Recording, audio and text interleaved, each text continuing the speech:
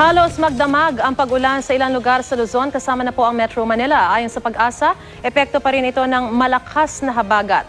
Hanggang kailan kaya ang ganitong panahon? Alamin natin yan mula sa ating resident meteorologist na si Nathaniel Cruz. Mantani.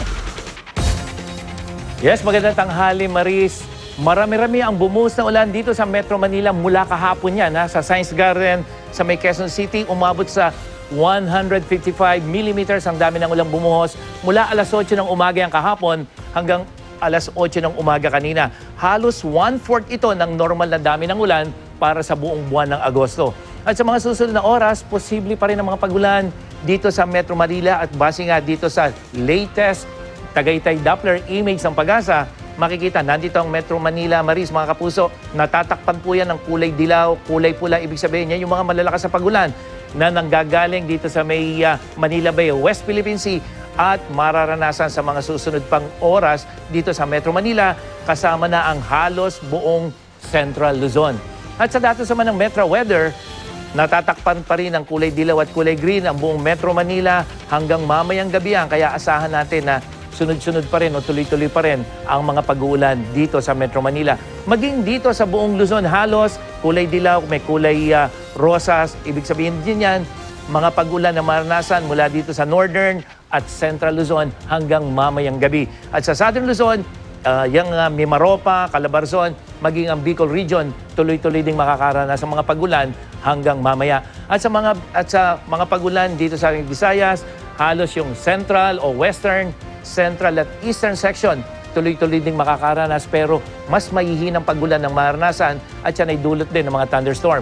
Mas maayos naman ang panahon sa malaking bahagi ng Mindanao maliban sa mga mahihinang pag-ulan o thunderstorm dito sa may Zamboanga Peninsula at ilang bahagi ng Northern Mindanao. Mga kapuso, nananatiling nakataas ang gale warning ng Pag-asa dyan sa may western seaboard ng Central at Southern Luzon. Ang mga pag-ulan at gale warning, epekto po ng malakas na hangin habagat na pinalalakas ng tatlong weather system.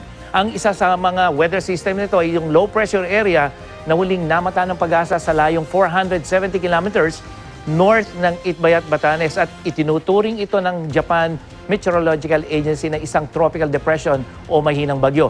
Ang isa naman ay yung sirkulasyon sa may silangan ng Pilipinas pero nasa labas ng Philippine Area of Responsibility. Nakita naman yan ang Pag-asa sa layong 1,955 kilometers sa may silangan ng Tugigaraw, Cagayan.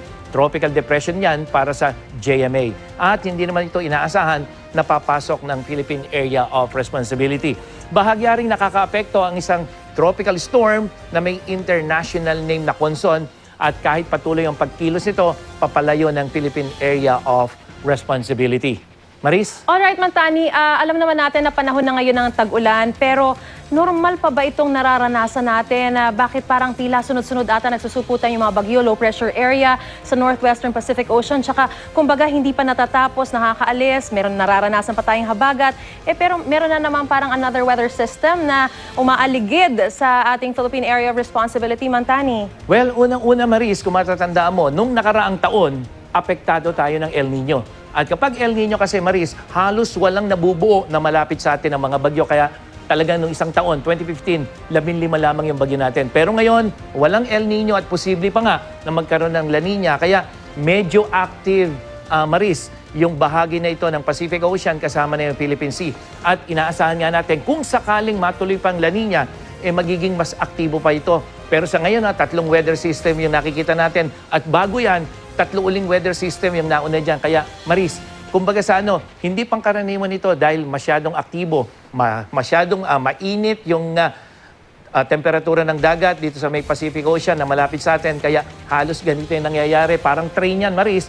Biglang lilitaw, mawawala, tapos may papalit uli. Ang epekto sa atin, tuloy-tuloy yung paghatak ng hanging habagat. Yun nga po yung medyo nakakabahala, Mantani, kasi hindi pa pala pumapasok yung La Nina and yet ganito na karami yung pag-uulan na ating nararanasan. So kung sakasakali pong matuloy yung La Nina, talagang mas marami pa tayong pag-uulan na mararanasan at mas malakas pa ba ito, Mantani? Tama yun, Maris. At yun nga sinasabi natin na kung sakaling matuloy yung La Nina, dapat talaga maging I am ready tayo dahil Itong pinag-uusapan natin, panahon ng hanging habagat at matatapos ito buwan ng Setyembre.